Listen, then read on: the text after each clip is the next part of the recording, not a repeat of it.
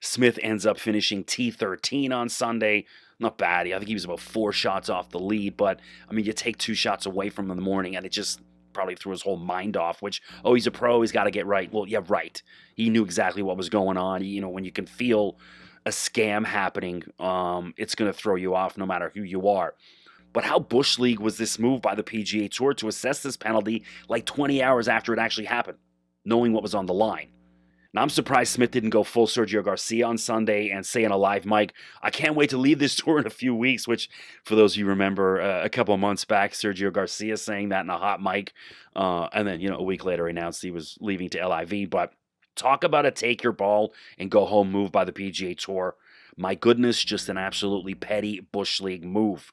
So, you ever see a couple who's planning on getting a divorce, but they're still living in the same house for a few months, and they can sort out, the details, who's getting the house, who's moving where, who's getting the couch, whatever, who's getting the car, all the details. Maybe, I guarantee there's people out there listening right now that have actually gone through this themselves. And so, that situation intimately, but both sides start to get ridiculously petty. I'm taking that. No, I'm taking that with me. So it's things are starting to get really messy with the PGA Tour and Cam Smith and probably a few other guys that we don't know about just yet.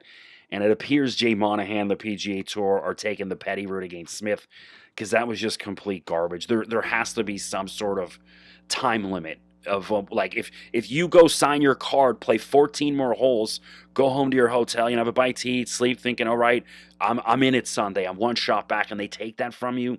I mean, it's just completely garbage.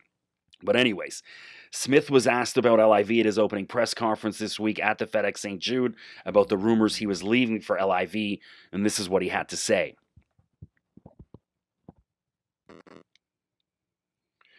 So Smith's been steadfast in his denials, but you can tell from his tone when he's continually asked about LIV that it's just really obvious that he's gone come September at the conclusion of the FedEx Cup. I also found it interesting that he believes he will be playing at the next President's Cup, which is scheduled to take place on September 19th at Quail Hollow in Charlotte, North Carolina. So at the conclusion of this PGA Tour season is the President's Cup. Perhaps he holds off on announcing that he's going to LIV until after that, because until he officially announces it, the PGA Tour can't suspend him, nor can the President's Cup or the Ryder Cup or whoever claim he's ineligible.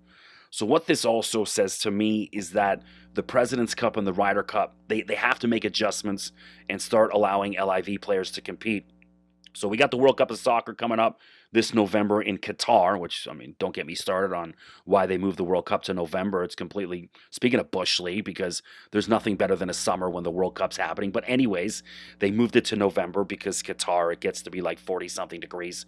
And so this is like the World Cup saying that like Brazil, Germany, and England can't compete in the World Cup because they took some sponsorship money we don't like, so they're not playing.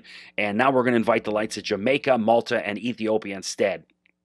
Now, even if you're a casual sports fan, do you want to watch Brazil and England play or the other teams? Do you want to watch Ethiopia and Malta?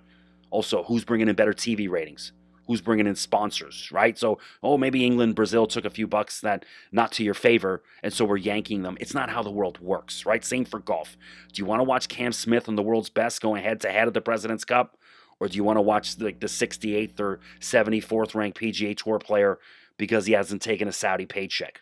The answer is simple. I want to watch the best. I'm assuming you do too.